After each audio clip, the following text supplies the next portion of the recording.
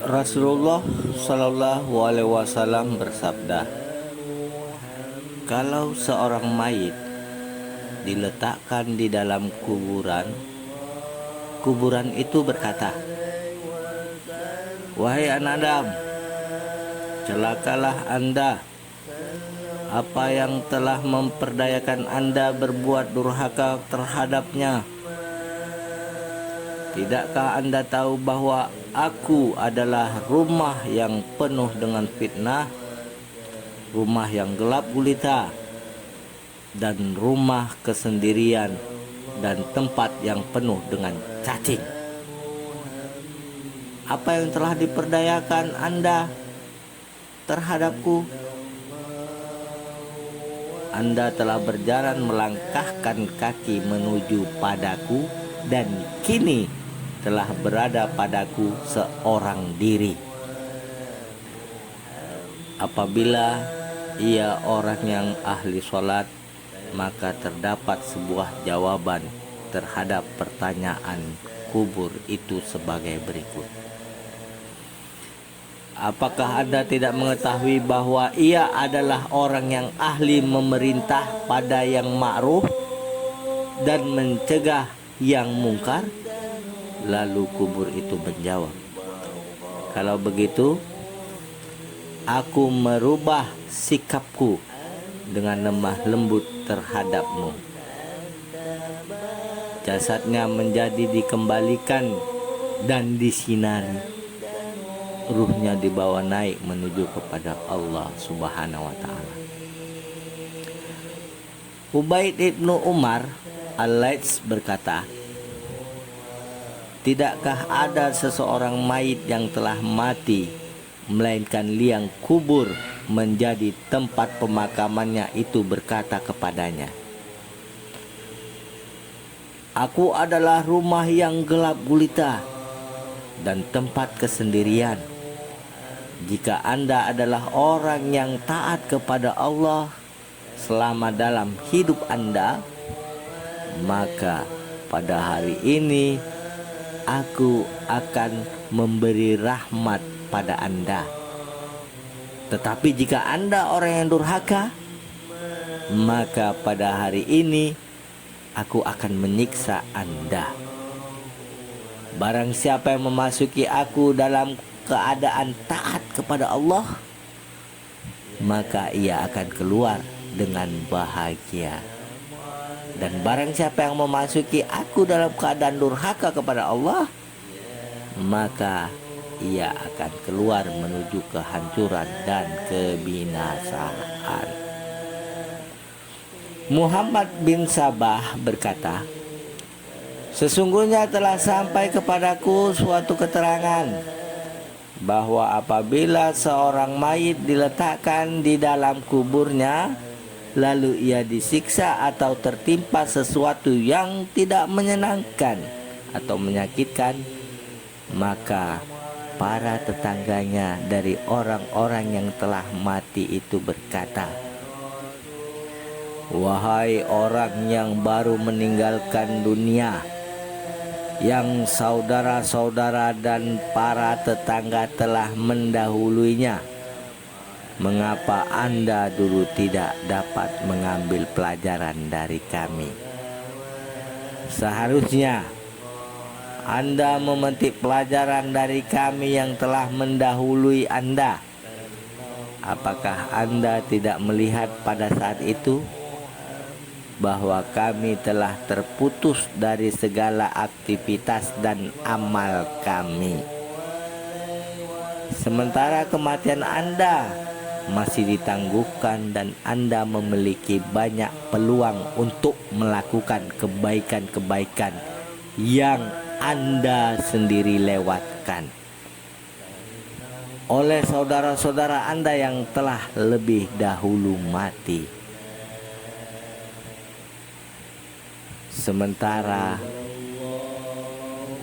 bagian-bagian tanah itu memanggil, wahai orang yang tertipu di muka bumi, mengapa Anda tidak mengambil pelajaran dari ahli dan kerabat Anda yang telah mendahului Anda? yang kini telah berada dalam perut bumi, yang mereka semua adalah orang-orang tertipu di masa hidupnya. Lalu dikejutkan oleh datangnya kematian. Anda ikut mengusung dan memakamkannya, tetapi Anda tidak mau memetik pelajaran darinya. Sementara Anda pada saatnya pasti akan menyusul saudara Anda itu. Tidak bisa tidak. Yazid Ar-Rakash berkata, sesungguhnya telah datang suatu keterangan kepadaku bahwa seseorang telah meletakkan di dalam kuburnya, maka amalnya datang menyertainya, dan Allah memberikan kemampuan untuk berbicara kepadanya. Amal-amal itu berkata, wahai seorang hamba yang berada di dalam liang kubur seorang diri, Anda telah terputus dari keluarga Anda. Pada hari ini Anda menjadi tidak tenang berada di dalam kubur. Ka'ab berkata, apabila seorang mayit diletakkan di dalam kubur, maka amal-amal salehnya menyertainya, baik sholat, puasa, zakat, jihad, dan sedekah akan menyertainya dan melakukan pembelaan terhadap dirinya. Selanjutnya Ka'ab berkata, ketika azab malaikat menyiksa datang dari kedua kakinya, maka amal salatnya berkata, menyingkirlah Anda daripadanya, tak ada jalan bagi Anda untuk menyiksanya. Ia adalah orang yang terus-menerus melakukan salat karena Allah. Lalu malaikat azab itu datang dari arah kepalanya, dan puasanya berkata, tidak ada jalan bagi Anda untuk menyiksanya. Dia berlama-lama lapar berpuasa ketika di dunia, maka Anda tidak memiliki satu jalan pun untuk menyiksanya. Kemudian malaikat azab itu datang dari arah jasadnya. Kali ini yang melakukan pembelaan ialah haji dan jihad seraya berkata,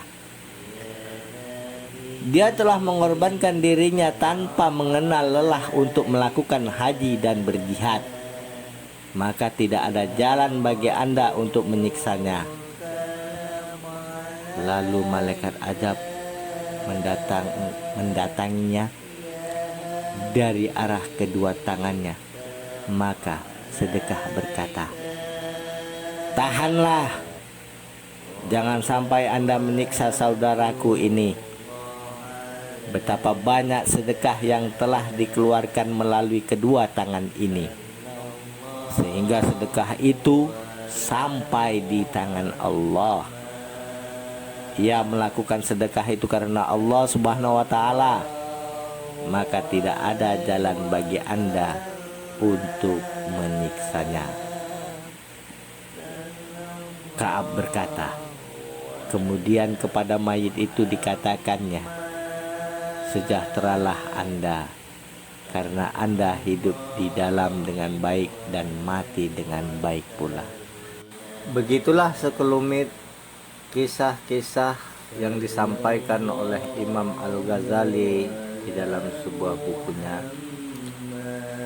Mudah-mudahan kisah-kisah yang disampaikan oleh Imam Al-Ghazali tentang azab kubur bagi orang yang berbuat mungkar di atas dunia ini, maupun bagi orang yang berbuat amal saleh di atas dunia ini, menjadikan pelajaran bagi kita